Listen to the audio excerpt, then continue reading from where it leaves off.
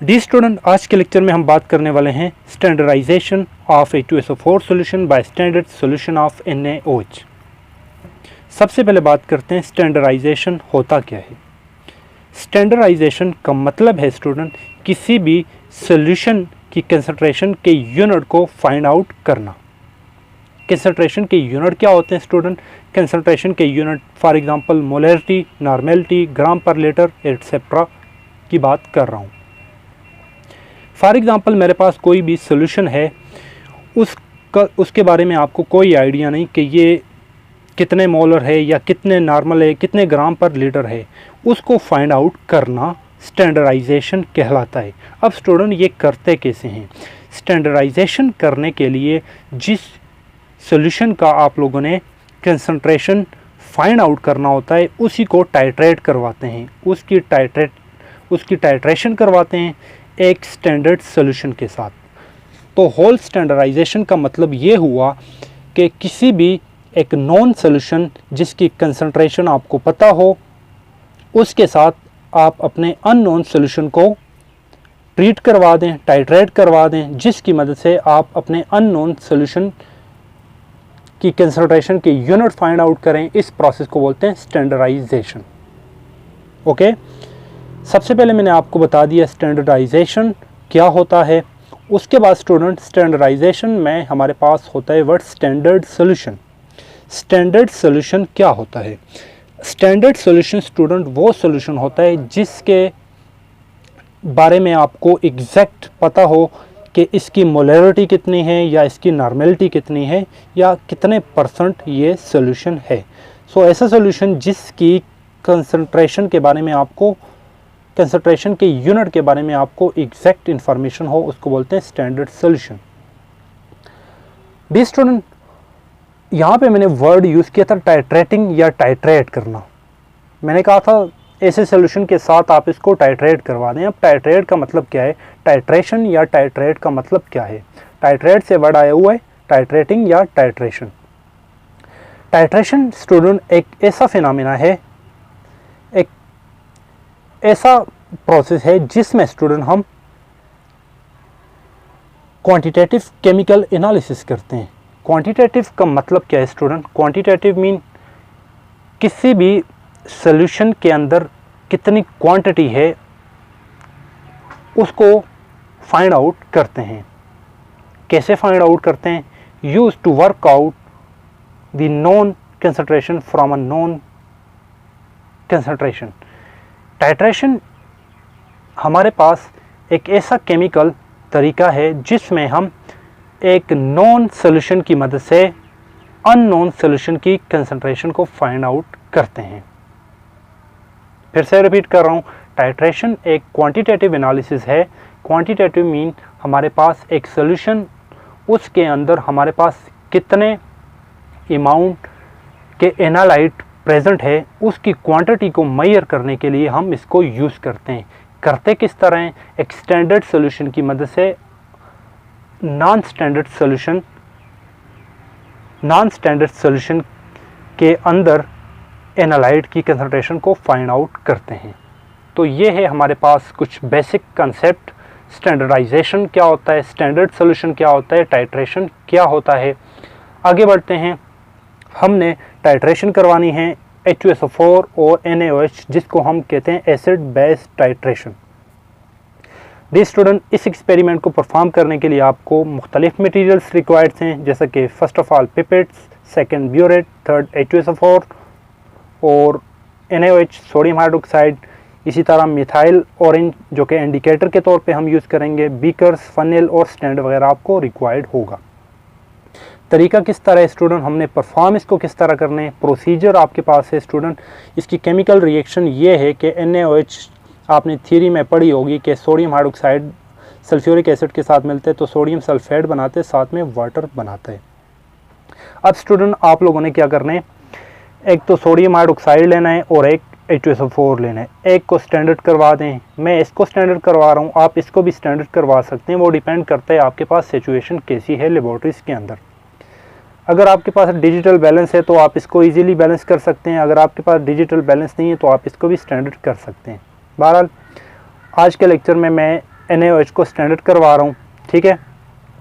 बहरहाल आप इसको किस तरह स्टैंडर्ड करवा सकते हैं उसके लिए भी मैंने आपको तरीका बताया हुआ है।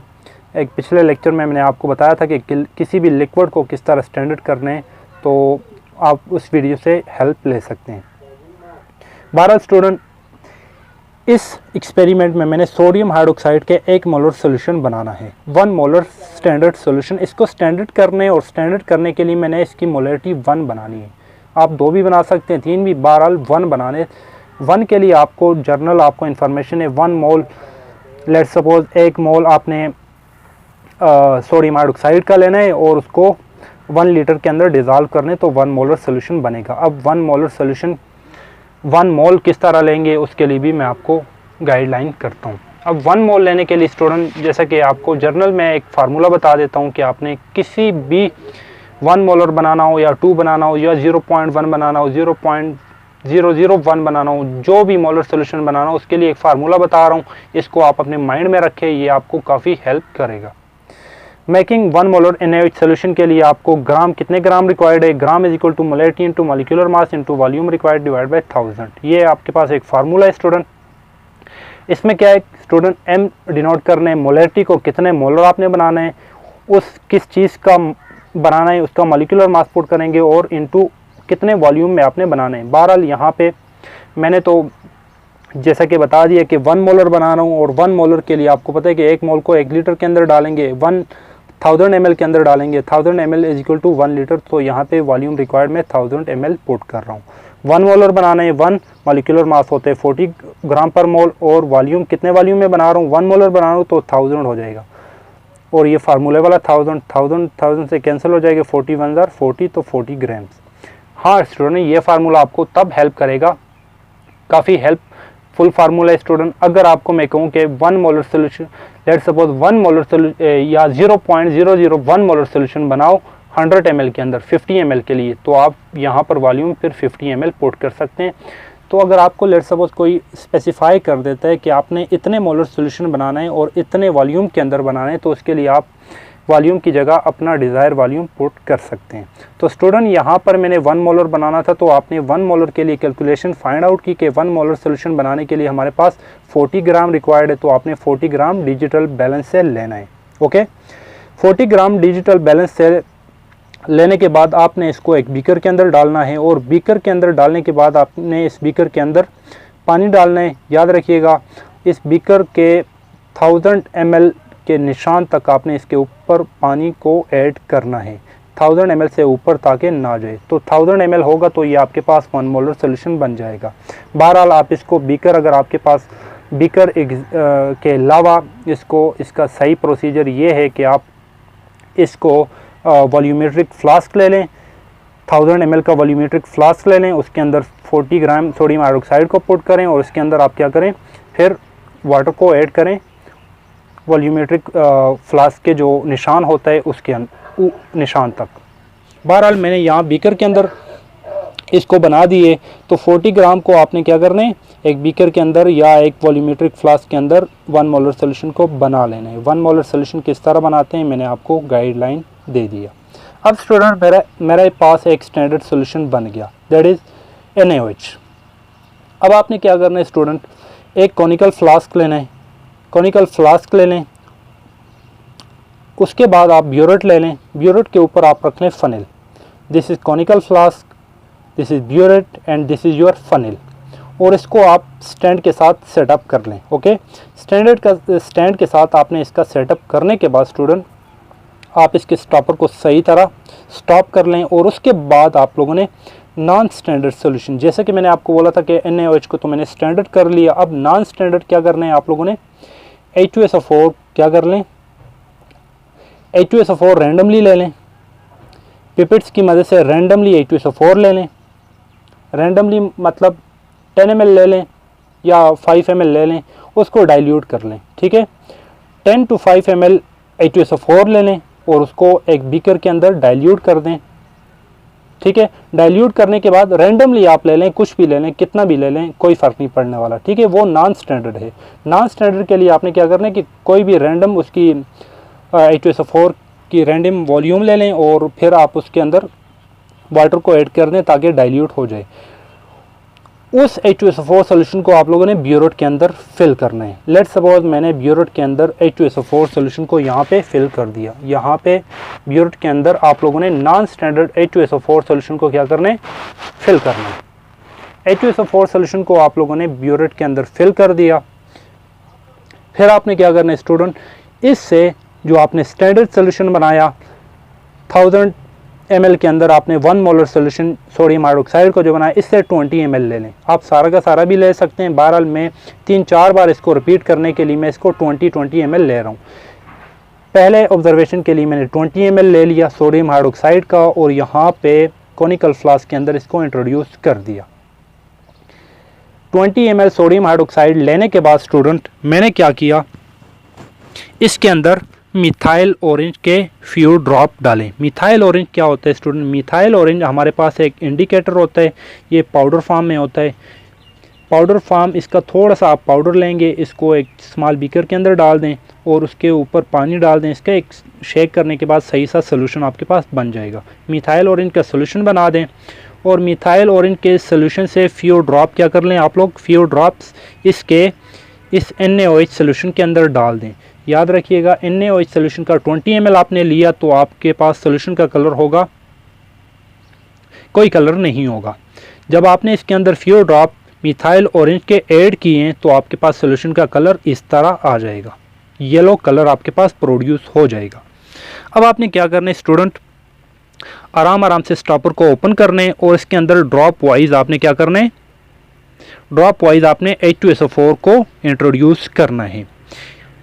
आप ड्रॉप वाइज H2SO4 को इसके अंदर इंट्रोड्यूस करते रहें और साथ साथ आपने वॉल्यूम को नोट करना है कि किस वॉल्यूम पे आपके पास इस येलो कलर जो NaOH सोल्यूशन का कलर है, NaOH का जो येलो कलर है ये आपके पास इस पॉइंट पे नहीं आ जाता। आपने क्या करना है, H2SO4 को ड्रॉप वाइज इसके अंदर गिराना है और साथ में नोट भी करना है, इसको शेक भी करना है और इसके अंदर H2SO4 सोल्यूशन को ऊपर से गिराना है। आप एक पॉइंट ऐसा आ जाएगा कि आपके पास इस सोल्यूशन का कलर इस एंड पॉइंट पे कन्वर्ट हो जाएगा, येलो से रेडिश टाइप के कलर में कन्वर्ट हो जाएगा। उस टाइम जैसे ही ये कलर इसमें कन्वर्ट होने लगा आपने स्टॉपर स्टॉप करने के बाद आपने वॉल्यूम नोट करने कि कितने वॉल्यूम आपके पास H2SO4 के कंज्यूम हो गए। आई होप यहाँ तक आपको क्लियर है कि कितने वॉल्यूम H2SO4 के यहाँ पे कंज्यूम हो गए। अब हम क्या करेंगे, इस वॉल्यूम को आप लोगों ने नोट कर दिया। ब्यूरेट की रीडिंग से आप क्या करेंगे, लेट्स सपोज 50 ml था, 50 में से 10 कंज्यूम हो गए तो जितने ml कंज्यूम हो गए इसको आप इस 50 से सब्ट्रैक्ट कर दें तो आपके पास वॉल्यूम कंज्यूम आ जाएंगे। तो उस कंज्यूम वॉल्यूम को आपने क्या करना है, नोट करना है। अब आगे क्या करना है स्टूडेंट, उसके लिए आगे जाते हैं। फिर student volume use of H2SO4 उसको तो आपने ब्यूरेट की रीडिंग से नोट करना है। फिर स्टूडेंट वॉल्यूम ऑफ NaOH हमने कितना लिया था, कॉनिकल फ्लास्क में हमने इसको वॉल्यूम ऑफ NaOH 20 ml लिया था जिसको हम वॉल्यूम V1 नाम दे देते हैं। ठीक है, वॉल्यूम ऑफ H2SO4 कितने कंज्यूम हुआ, वॉल्यूम ऑफ H2SO4 V2 इसको नाम दे देंगे और इसको हम नोट करेंगे ब्यूरेट की रीडिंग से। मैं यहाँ पर let's suppose random value put कर रहा हूँ जस्ट आपको समझाने के लिए कि लेट्स सपोज हमारे पास 30 ml H2SO4 के कंज्यूम हो गए।